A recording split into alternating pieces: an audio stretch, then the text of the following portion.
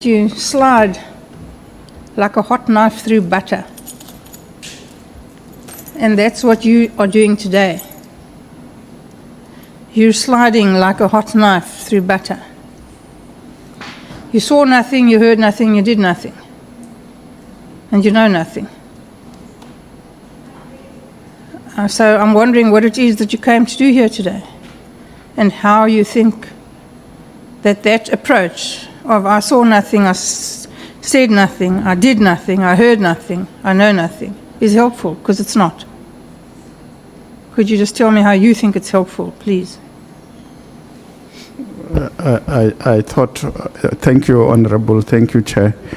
I thought I responded to the questions that I have been asked to the best of my ability, and I didn't say I saw nothing.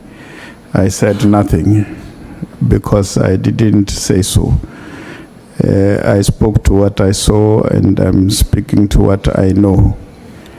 If there is a specific issue that the minister the Honorable want me to talk to, if she can assist me with a question that can be helpful in that regard, I will be happy to respond. You, like General Cele, are very good at this. You look very polished, you present very well, you're very eloquent. And so, you know, you look like, forgive me, the average accomplished deputy minister in a government. And you do that very well. Thank you for the compliments, but I was not aware about that. No, I mean it, I really do. The difficulty is this, Mr. Mathale, is that you've been a deputy minister for a long time. This isn't the first time, is it? Yeah, correct. Yeah, and you have a long political career. You've been the premier of a province, granted a province that you drove into the ground, but which is incorrect. Bankrupted it, but nevertheless. Which is incorrect. Yes, well, that's not what we're here to debate today, unfortunately. But it's factually incorrect, Honorable. You can check the record of National Treasury that there was no such. Yes, as I said, that's not the question. So the question is coming. It's not the question, I agree, but it's factually incorrect. So you've said. I have never responded to the issues and the media statement around the Limpopo issue of being brought under Section 100. And not because I agreed with what was said, because I thought it's the right thing to do. And I can't, Chair, through you, allow a narrative here that misrepresent facts, because you have disagreed with me, and that's fine. The reasoning behind Section 100, why it was implemented, and the issues that were put on the table were incorrect. And Mr. National Mathale. Treasury itself... Mr. Mathale, I'm asking the questions, not you. Honorable Deputy Minister. I am asking the questions, not you. Honorable Breytenbach, let me remind the two of you. Honorable Deputy Minister, all the witnesses that appear before us, they come to us as the guests that we have invited. And Honorable Breytenbach, having invited the guests here, we have a duty to hospitality. Indeed, quite frankly. So he's answered what was not a question, and I'd like to move on. And I'm not going to allow him to use up my 30 minutes by rambling on this issue. And that's just how it is. May you please proceed and ask your question? Yes, well, I will, if the guest will, you know, keep quiet for long enough for me to ask a question. Mr. Mathale, you mentioned when you were talking to, I think it was Honorable Nomvalo, although it might have been Honorable Skosana. See, they both lost interest and left. That we're here today because of a memo that was sent. Are you referring to the directive of the minister to General Masemola? Yes. And you said if it had not been for that memo, we would not have been here. Yes. So do I understand you correctly that your view is that the reason we are here today is because Minister Mkhunu wrote a directive closing down the political killings task team with what he said was immediate effect? Yes. And we're not here to address the systemic ills that have beset the South African Police Service for years, for more than a decade. That's not what we're here for. We're here to address the memo. Is that honestly what you think? No, the memo is a spark that ignited, and as a consequence of which Parliament must establish facts on the issues that General Mkhwanazi has raised. So you are not here necessarily to discuss the letter. That's why you are asking questions beyond the letter itself. So Mr. Mathale, then, can you tell me why it had to take General Mkhwanazi to get up on a Sunday afternoon and make this public statement when everything he said is not unknown? It's nothing new.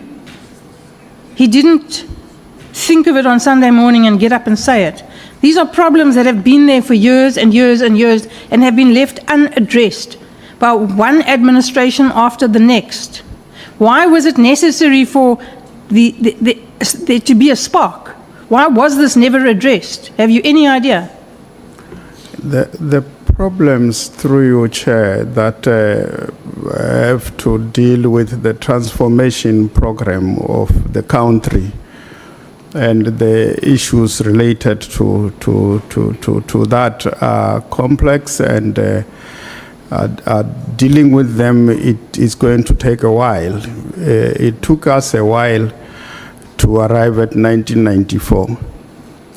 And to create a perfect system from where we are going forward is not going to be an easy process.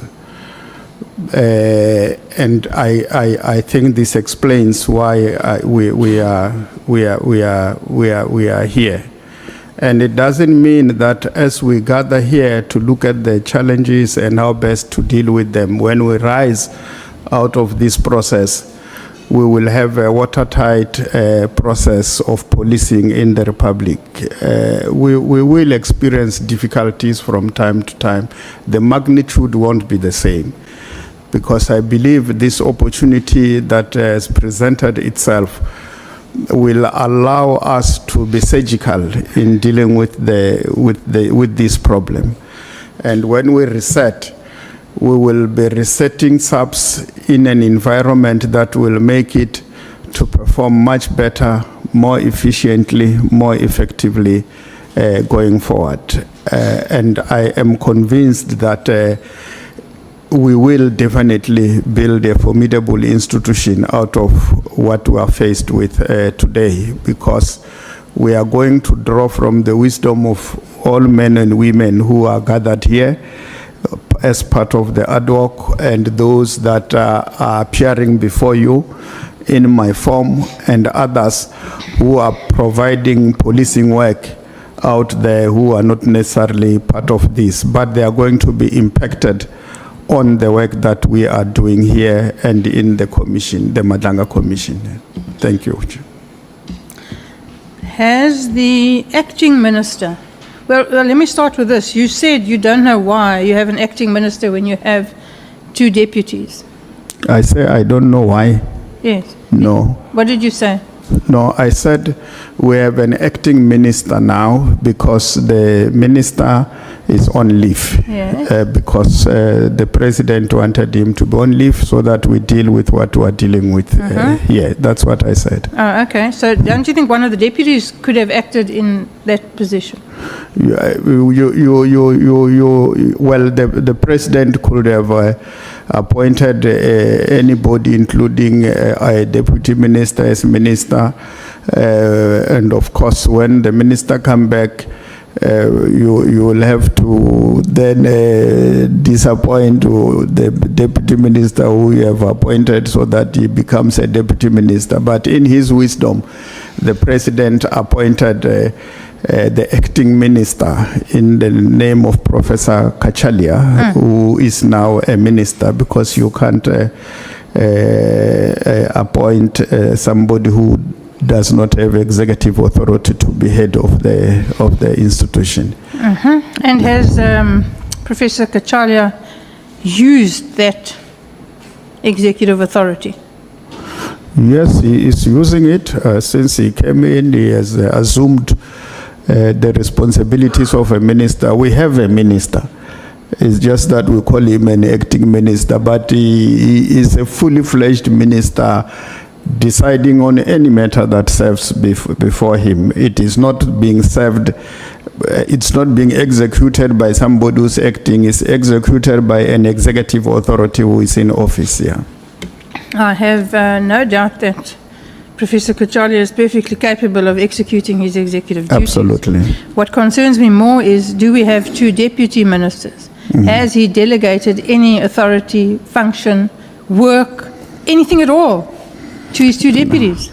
No, we have met and we have discussed that matter, I think a week or two back, before he left for the trip with the president to Malaysia, Vietnam, and yeah, he's back. I saw him before I came here. He was with the National Commissioner. He will be able to delegate responsibilities, I guess, yeah. But we did discuss that matter with him.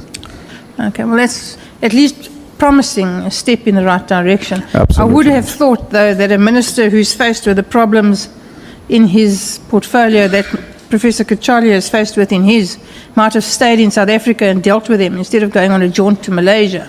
But never mind. As we know, people love to travel. So I would have thought that while the country is burning, perhaps he shouldn't fiddle. But you know, who am I?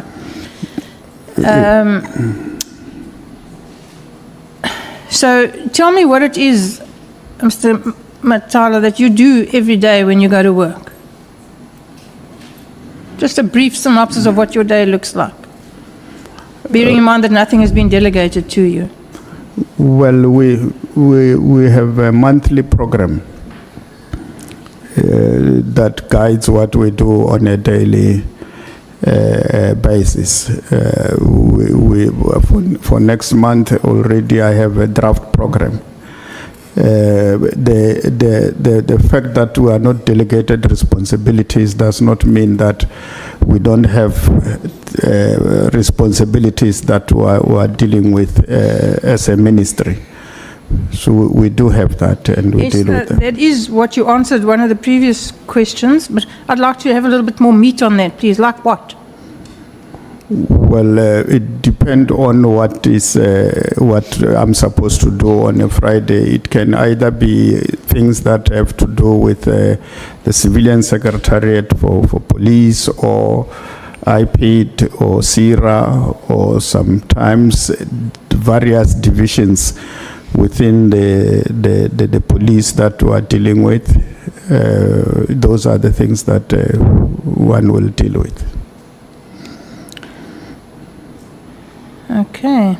Tell me, if you were the Minister of Police from Monday, what are the first three things you would do to fix the police service?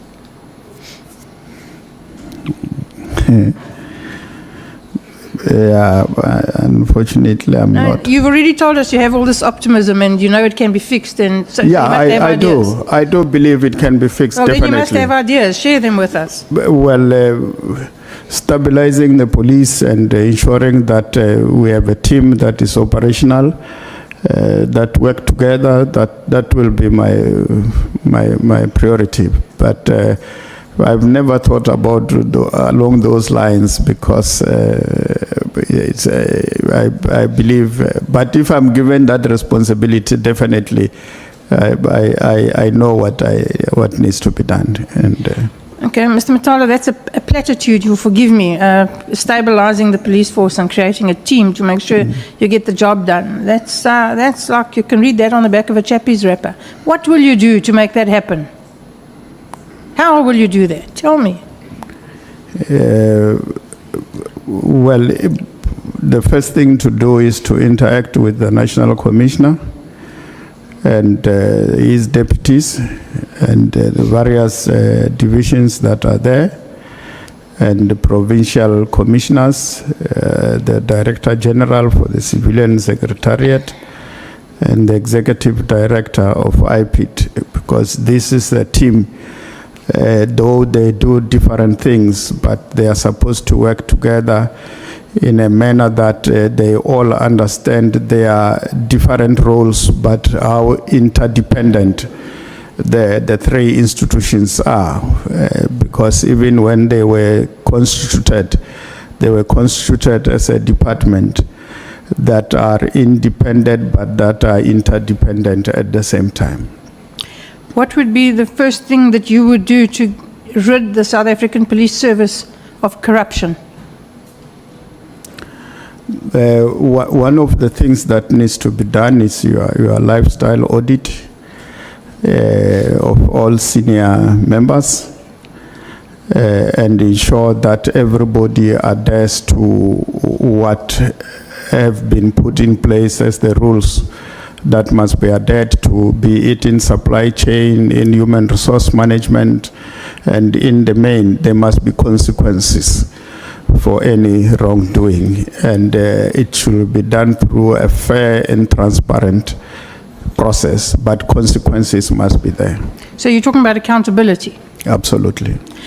Would you agree with me, Mr. Mathale, that years, decades of this approach that connected people, politicians, high-ranking individuals, net worth individuals, slide through butter like a hot knife with no accountability, has led to the South African police being in the mess that we currently sit with? The Honourable, there must be accountability, and that is non-negotiable. If anybody engages in wrongdoing, there must be consequences.